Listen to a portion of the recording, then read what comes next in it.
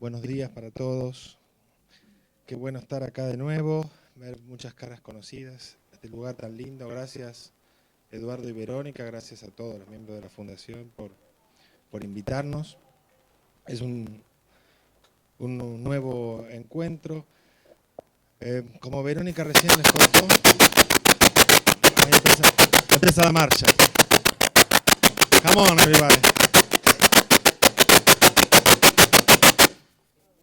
No soy un rap singer, no. Pero en cualquier momento me empiezo a dedicar al rap. Como recién Verónica les contaba, ayer tuvimos una reunión que para mí fue muy importante, algo que costó conseguir, que fue una creación de un grupo de trabajo en Argentina, el primer paso desde la Sociedad de Neurología Infantil, a la cual yo pertenezco, crear una red de trabajo, un grupo de trabajo en leucodistrofias, algo que no existía. Entonces, para eso contamos con la visita de los doctores Scheller y Musolino y hicimos este workshop en realidad gracias al apoyo de la Fundación de Lautaro Te Necesita. Sin ellos no hubiera sido posible. Nos reunimos ayer a la mañana hasta las 3 de la tarde, un grupo de neuropediatras de todo el país, más representación de Capital, pero digamos, es el comienzo, no había tantos como me hubiera gustado, pero los que estaban muy interesados en empezar.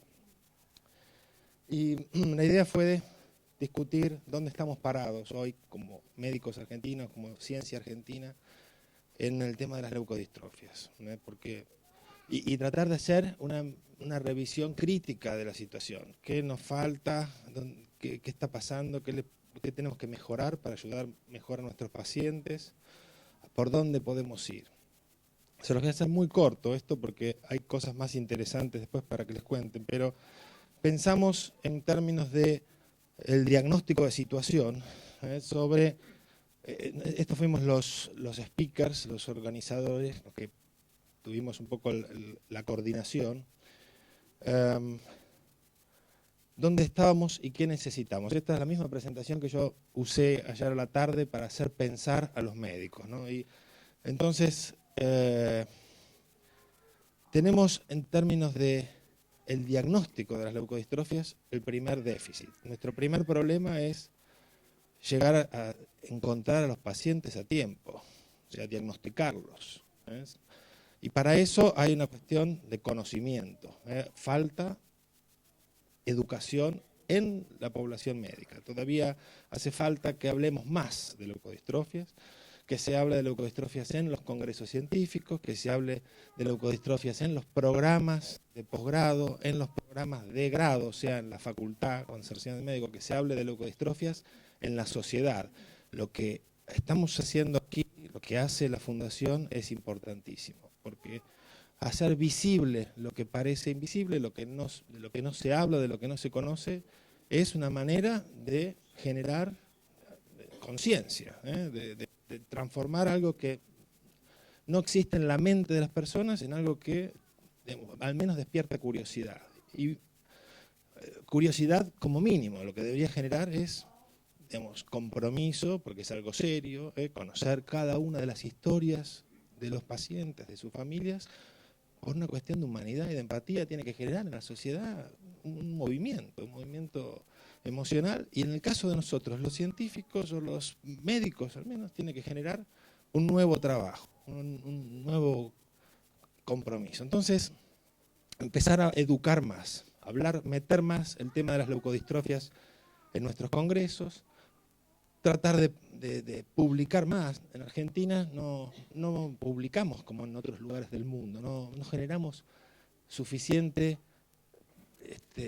información escrita de lo que vemos, de lo que hacemos, de lo que conocemos, de lo que les pasa a ustedes, de cómo evolucionan nuestros pacientes. Y entonces eso ayuda a la invisibilidad, eso hace que sea invisible, eso explica que cuando muchos de ustedes tuvieron su diagnóstico y fueron a internet, ustedes dijeron, yo lo escuché muchas veces y me daba bronca, porque yo llevaba 20 años con esto, pero ustedes decían, acá en Argentina no hay nada de leucodistrofias, nadie sabe nada. Mentira, hace 20 años que hay mucha gente trabajando en esto, pero nos falta publicación, por ejemplo, nos falta visibilidad. Entonces, tenemos que empezar a hacer ese esfuerzo. ¿Por qué no publicamos en Argentina? Porque los médicos en Argentina tenemos otra formación a veces y tenemos, sobre todo, como igual que les debe pasar a ustedes, unas condiciones de trabajo que son las mismas que en el primer mundo en cuanto a medicina. No tenemos la misma disponibilidad de tiempo para dedicarnos al estudio y la investigación. Estamos todos corriendo de consultorio en consultorio porque son diferentes las condiciones de trabajo. Entonces, esa es una excusa, pero en parte es una realidad. No hay tanta dedicación a la investigación, a la publicación, porque estamos preocupados por por el trabajo asistencial, ¿no? Pero es la realidad. Entonces, en términos de diagnóstico de leucodistrofias, yendo a cosas más prácticas y fuera de la cuestión de que hablemos más de leucodistrofias en el ambiente médico también. Esto le explicaba a los doctores ayer que de las muchas clasificaciones de leucodistrofias que hay, una muy sencilla que se me ocurre es aquellas que podemos diagnosticar simplemente con un estudio bioquímico, o sea, un estudio ambos son estudios de sangre, pero un estudio donde hagamos una reacción bioquímica que permita el diagnóstico específico. Y eso es útil para un grupo pequeño de leucodistrofias, que son las mayoritarias, las más prevalentes, ¿no? La adrenoleucodistrofia, la leucodistrofia metacromática, el CRABE y algunas otras, que desde hace muchos años se pueden diagnosticar en Argentina, porque había un laboratorio especializado desde hace muchos años, que era el laboratorio del doctor Chamoles. En Córdoba, otro laboratorio de enfermedades metabólicas de este tipo es el CEMECO, a cargo de la doctora Kremer.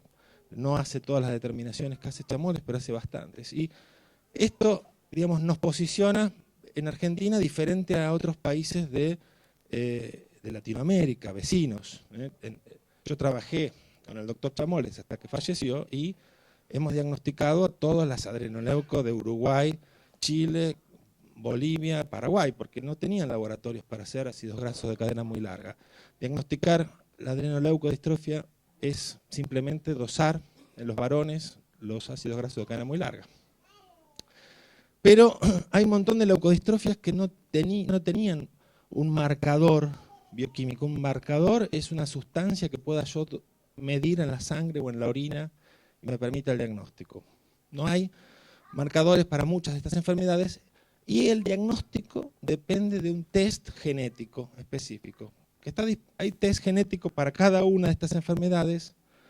Ahora les va a explicar Marcelo un poco más de esto.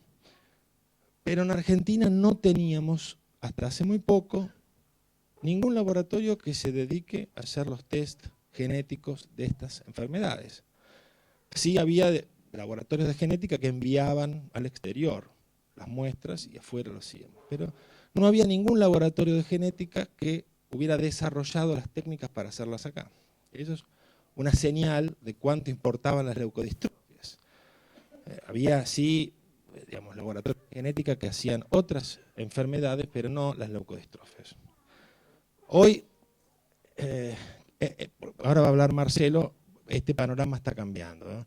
Estos son los diferentes genes de las leucodistrofias que deberían dosarse. Esto lo voy a pasar sobre los estudios que podemos hacer. Hoy, una de las cosas que va a hablar ahora Marcelo, y esto lo explicaba ayer los doctores, es la posibilidad de hacer con una única prueba de sangre, con un único test, un panel de genes. O sea, un test donde con una sola muestra yo puedo buscar muchas leucodistrofias al mismo tiempo.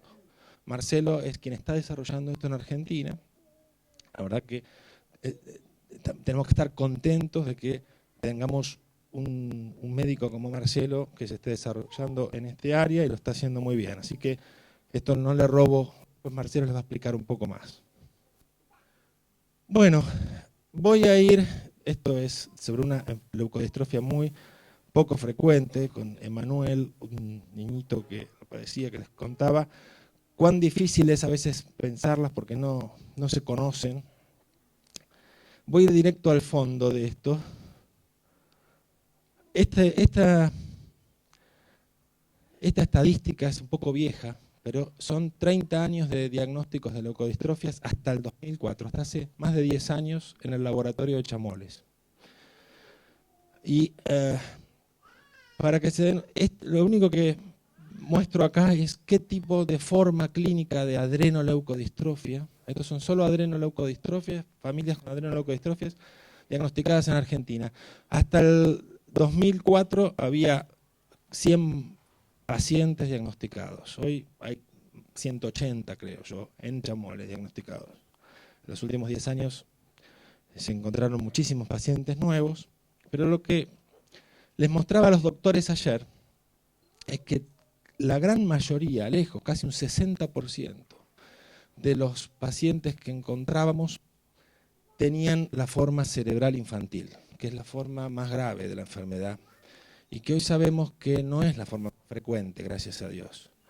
Dentro de esta enfermedad hay muchas formas clínicas, y que la más frecuente es otra que se llama adrenomieloneuropatía, que es una forma de la enfermedad que afecta a adultos, que es mucho más lenta, por supuesto que es una enfermedad que también produce discapacidad y es severa, pero no es lo dramática y severa que es la forma cerebral infantil que todos conocemos.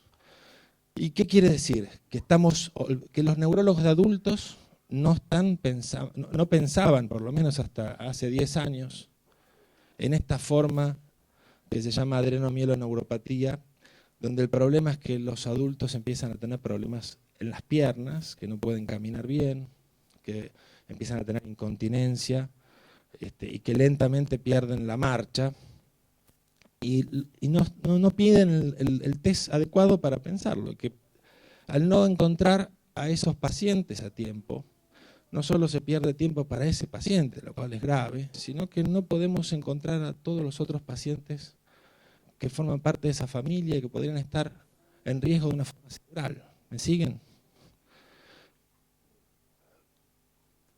Con respecto al adrenoleuco, la situación en Argentina, la situación actual es que hace rato que podemos diagnosticar a los pacientes mediante los ácidos grasos de cadena muy larga. La sigla esta es ácido graso de cadena muy larga.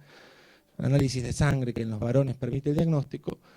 Tenemos un laboratorio privado muy confiable en cuanto a los resultados en Capital. Hay otro laboratorio que hace los ácidos grasos en Bahía Blanca.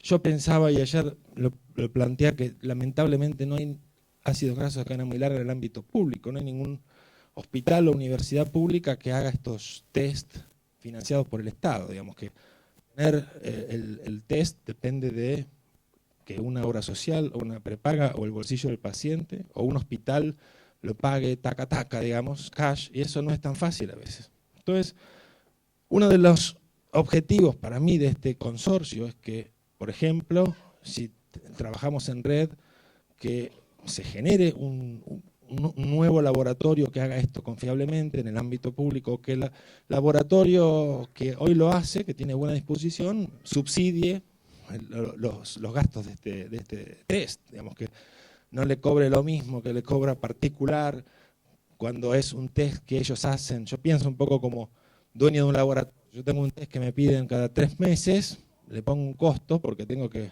mantener los reactivos que se vencen, pero si yo empiezo a tener un montón de muestras y es algo además que tiene una presión desde el sector público y hay grupos de pacientes, bueno, tengo que subsidiar de alguna manera esto y hacerlo más accesible, y los hospitales podrían hacerlo en forma directa.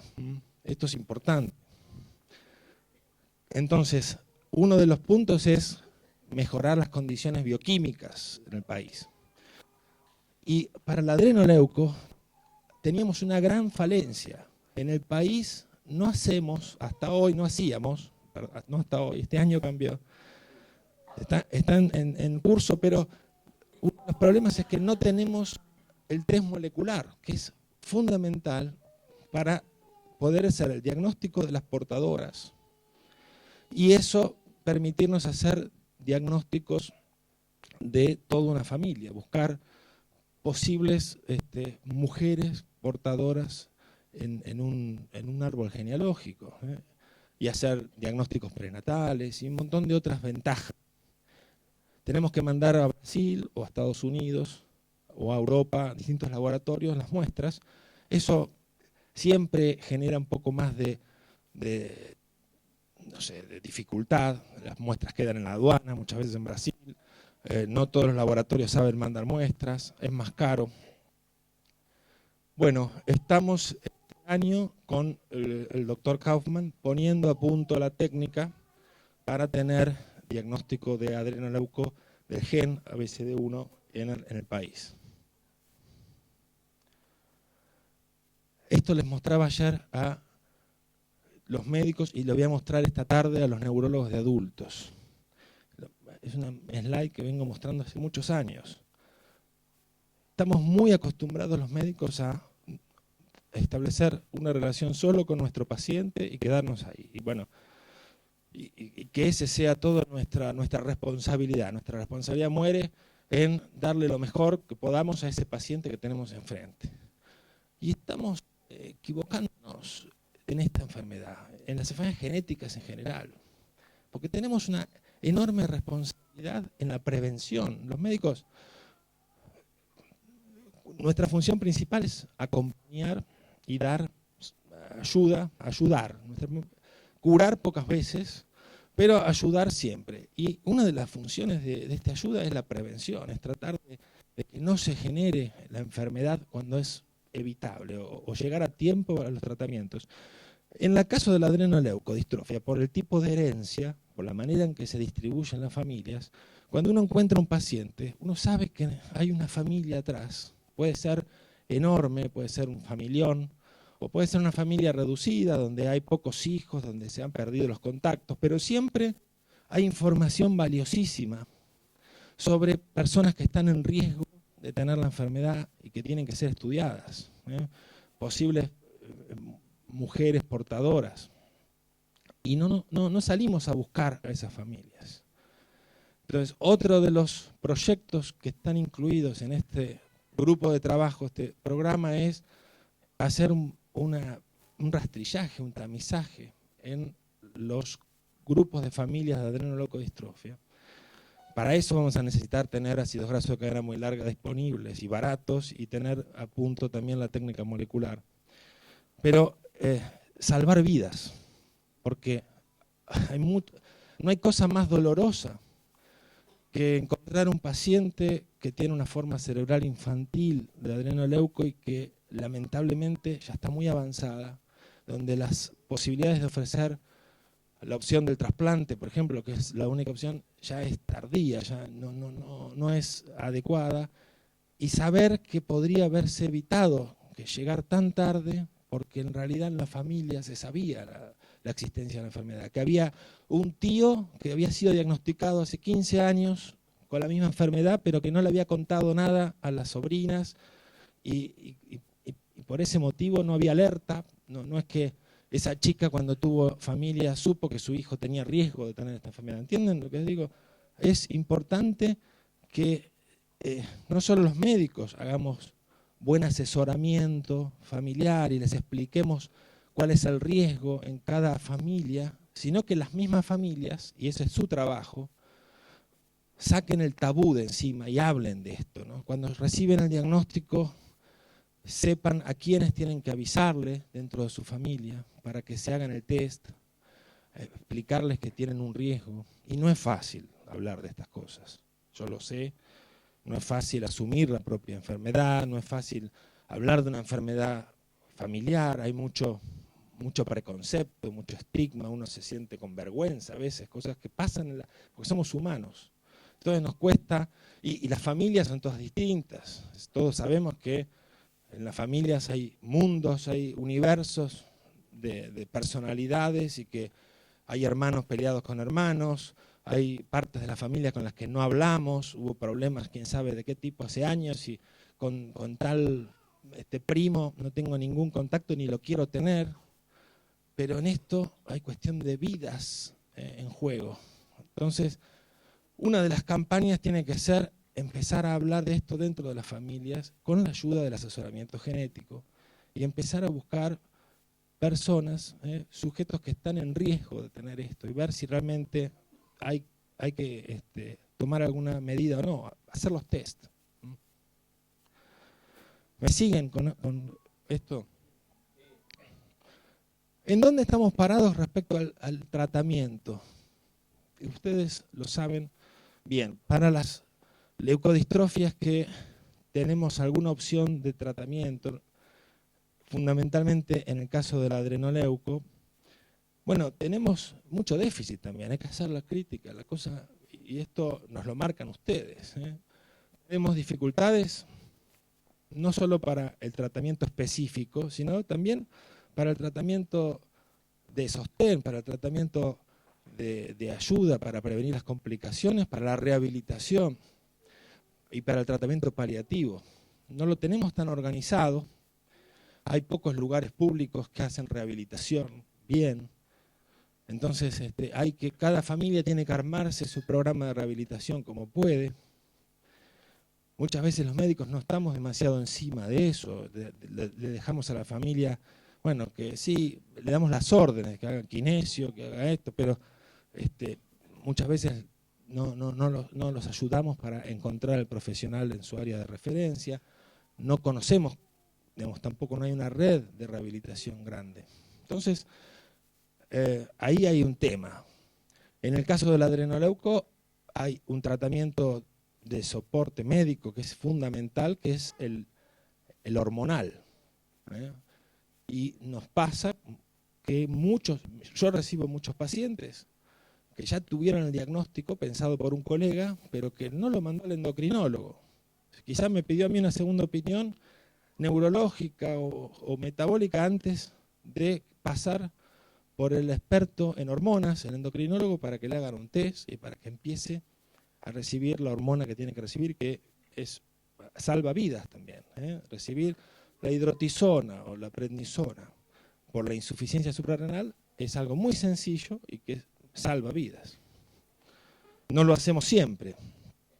Y bueno, respecto a dónde estamos parados con el tema de los tratamientos específicos, por ejemplo, con el aceite de Lorenzo, yo recibo pacientes que están tomando, aunque ya tienen formas neurológicas y sabemos que para eso no es muy útil, no tenemos un consenso. De eso hablaba ayer con los colegas, con los neurólogos. No estamos todos de acuerdo sobre cuál es la evidencia científica para hacer todo lo que dicta la ciencia y explicarle a los pacientes qué sabemos que es seguro y sirve y qué sabemos que no tiene sentido hacer porque ya se demostró que no sirve. Así la gente no hace esfuerzos gastando no solo dinero, sino gastando esperanza en algo que le cambia la calidad de vida, le complica la vida muchísimo a la familia y le da el riesgo a veces de alguna complicación. Entonces hay situaciones donde el aceite se justifica, que es antes de que comiencen los síntomas neurológicos quizás, y hay situaciones donde no tiene tanto sentido. Cada maestrito con su librito, por supuesto que hay libertad. Yo puedo decirle a un paciente, mire, esto no está demostrado que sirva, pero si queremos darle una chance a lo improbable y queremos probarlo, se puede hacer con este riesgo. Y ahí está la libertad, porque el acto médico es un acto de respeto de libertades, pero con información justa. Mi responsabilidad es decirle, bueno, lo que se sabe hoy, lo que sabemos dentro de todo lo que no sabemos, es esto. Ustedes tienen la libertad de elegir qué hacer con ese conocimiento. Bueno, el gran problema de llegar a tiempo para el trasplante. Nosotros siempre estamos llegando al diagnóstico cuando la enfermedad cerebral ya está muy avanzada y lamentablemente sabemos que eso genera un pronóstico malo para el chico, tan malo que muchas veces desaconsejamos el trasplante. Eso es lo mismo que se hace en todo el mundo y ahora seguramente los doctores Mussolini y Eichler van a contarles la experiencia en su lugar en Boston.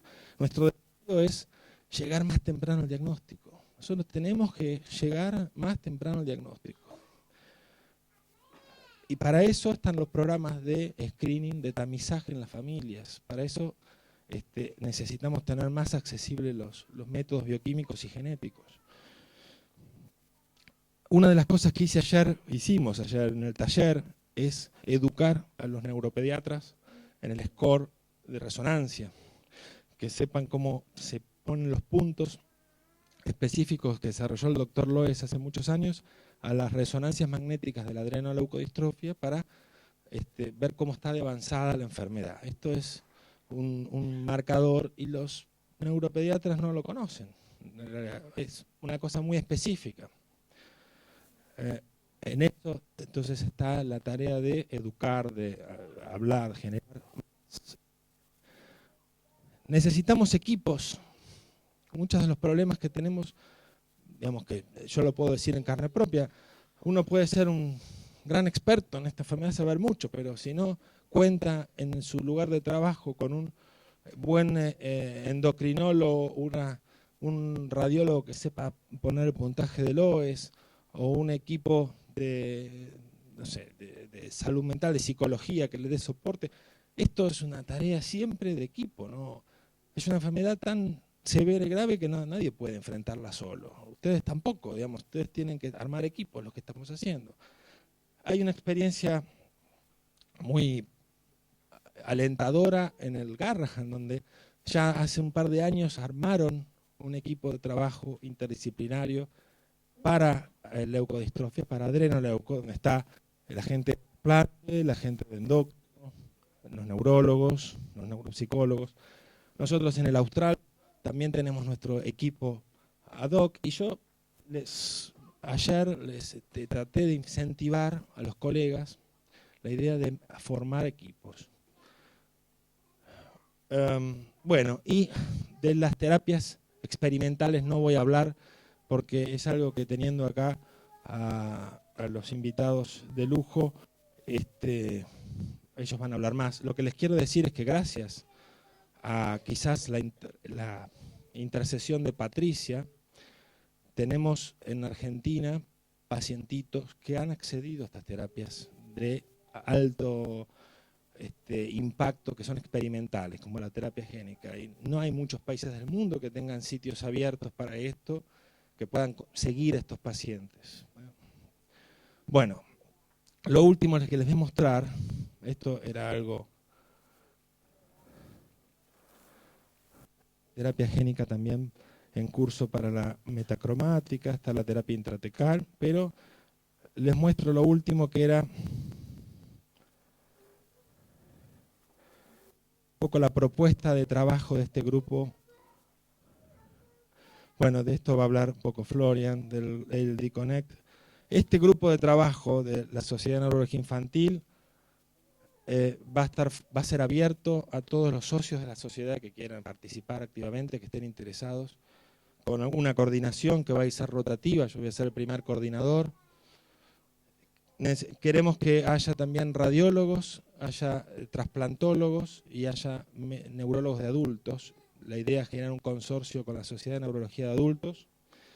Y queremos representación de los centros de referencia del país. O sea, queremos que haya gente de los hospitales grandes y que sea algo federal, que haya gente de Córdoba, de Rosario, de Neuquén, de Salta. Con el ASANI, que es la de Neurología Infantil, más la Sociedad de Neurología de Adultos y la Sociedad Argentina de Hematología y Trasplante, queremos hacer un consorcio argentino. Este es el proyecto, que yo creo que va a tener una aprobación en las 3 comisiones directivas de las sociedades muy pronto. Mi plan es tener una reunión bimestral donde ya a principio de año establecemos la agenda y tengamos, los médicos nos falta tiempo, pero empezar con esto al menos, después lo haremos mensual o quincenal, pero que una vez cada 2 meses, durante toda una jornada, los representantes de estos grupos, seremos 20, seremos 30, seremos 50 médicos, no lo sé, tengamos una reunión. Y en vez de tener que viajar, los que sean del interior, hoy tenemos formatos virtuales, tenemos un software, una página en la Sociedad Argentina de Neurología con la capacidad de subir imágenes, de subir videos, de contarnos los pacientes, y que de esa manera empecemos a generar consenso, ¿no? Y que los que realmente estén interesados y tengan menos experiencia o menos conocimiento en el tema puedan nutrirse de los otros que quizás saben un poco más o han visto esos mismos pacientes, y que desde este consorcio podamos interactuar con las redes internacionales. Hay una red que se llama ALD Connect, que es solo para adrenoleucodistrofia, va a hablar Florian ahora de esto, y un consorcio que se llama GLIA, que también es una red internacional más, con más foco en el diagnóstico de las formas de leucodistrofias poco comunes, y que también nos puede ayudar mucho. Ese es un poco el proyecto. Centros de referencia que yo propuse inicialmente para que se desarrollen, y falta gente, ¿no? No está Córdoba acá, pero estaba la gente del Hospital de Niños y del Sanatorio Allende ayer. Pero no todos son públicos. Acá necesitamos que todo el mundo trabaje, ¿no? Que haya centros nacionales públicos y que también haya entidades privadas que por su experiencia, por su tecnología, por su expertise, trabajen a la par. Los que están en amarillo son centros privados, pero que tienen gente y experiencia y conocimiento que no podemos no pasar por alto, ¿no? En Argentina necesitamos estar todos tirando para el mismo lado. Esa fue mi propuesta ayer. Afortunadamente tuve un feedback muy positivo. Ustedes saben que los médicos somos bichos difíciles muchas veces, tenemos muchos egos. La gente dice, no, mi paciente es mi paciente, vos no te metas, no, ¿por qué yo voy a compartir lo que yo sé con este otro? Cosas que somos humanos. Hasta, no sé, los santos, los bomberos también tienen sus miserias. Entonces, no es algo que los médicos nos falte el ego, nos tenemos. La idea es limpiarnos de todas esas mezquindades. Bueno, eso es el proyecto que presenté ayer y quería compartir con ustedes. Me parece que es un primer paso importante, empezar a trabajar juntos, abrir las mentes. Digamos, una palabra que Florian, que colaboró mucho ayer como una especie de moderador externo, hablaba de transparencia, ¿no? Hacer las cosas transparentes, que haya comunicación, que abrir un poco el panorama de trabajo, saber qué estamos haciendo en cada lugar, tirar todos para el mismo lado. Parece que para darle pelea a las leucodistrofias, que es un enemigo bastante poderoso, tenemos que sumar las fuerzas. Y desde nuestra parte, esta es nuestra idea. Mucho tuvo que ver la creación de la fundación y hay que agradecerlo. Esta movida es un gran estímulo y un motor para nosotros, que nos saca de nuestra comodidad, de nuestro escritorio, de nuestra